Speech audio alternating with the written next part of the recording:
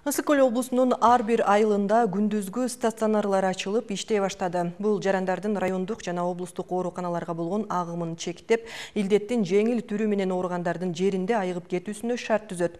Ачылган дарылоо бөлүмдөрүн дары-дармек жана башка жабдуулар менен демөөрчүлөр камсыздоодо.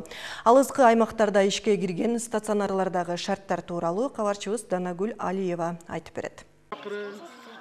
Оору менен күрөшүүдө дарыгерлердин жетисиз болуп жаткандыгын уккан 63 жаштагы Майрамкүл Эржанова өз ыктыяры менен ишке чыкты. 3 жылдан бери пенсиядагы медайым жашы улуулар арасында ооруну жуктуруп алуу коркунучу жогору экенине карабай, жаш адистер менен бирге калк саламаттыгында турууда. Азыр мурдагыдай эле мен барам вызовтарга чакырган. Түнкүсүн вызовко барбай алса, кадимкидей жүрөгүм ооруйт. Эмне болду экен, көчөгө кантип чыгам, аман эсен болдубу экен, көчө тынчпы деп жүрөгүм ооруйт. Үйгө отуруп агыла кыздар, андан көрө иштей берге, элиңер журтуңар үчүн. Өзүңөр да жаш болосуңар, ден соолугуңар да болот, элиңер да аман эсен болот. Балбай айылында ачылган бейтапканада Майрамкүл Эржанова менен бирге дагы 5 медицина кызматкери эмгектенет. Алар ар күнү 50-60ка чейинки кайрылгандарды кабыл алышууда. Биз деген биринчи жардам көргөзүп атабыз. Мынакей эң биринчи келгенде аналгин димедрол сайып атабыз, температурасын түшүрүп атабыз, өпкөсүнө антибиотик сайып атабыз.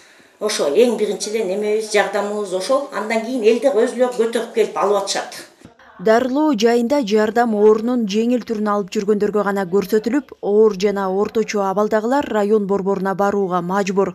Жасалма дем алдыруучу жабдуулардын жоктугунан аларды кабыл алууга мүмкүнчүлүк жок эле. Борбор Азиядагы аялдар лигасы маселени колго алып, айыл стационарын 2 кычкылтек концентратору жана жеке коргонуу каражаттары менен камсыздап беришти.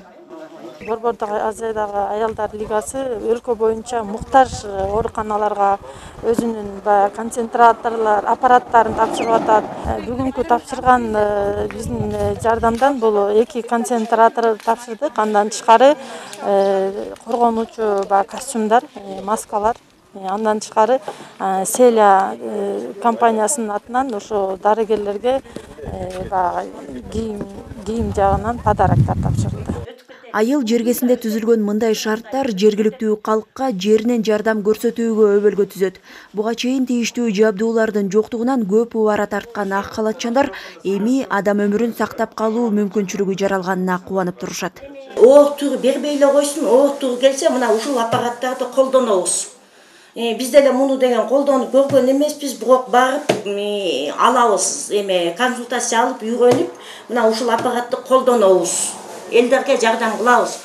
Белгилей кетсек, аталган лига аткарып жаткан бул алгачкы иш эмес. Алсак ушундай эле жабдуулар өлкөнүн башка аймактарына да таратылып, кыйын кырдаалда ден соолугунан мүмкүнчүлүгү чектелген аз камсыз болгондор аталган лига тарабынан камкордукка алынып келет. Ал эми ушундай эле жабдуулардын топтому жакынкы арада облустун башка аймактарына жеткирилери убадаланды.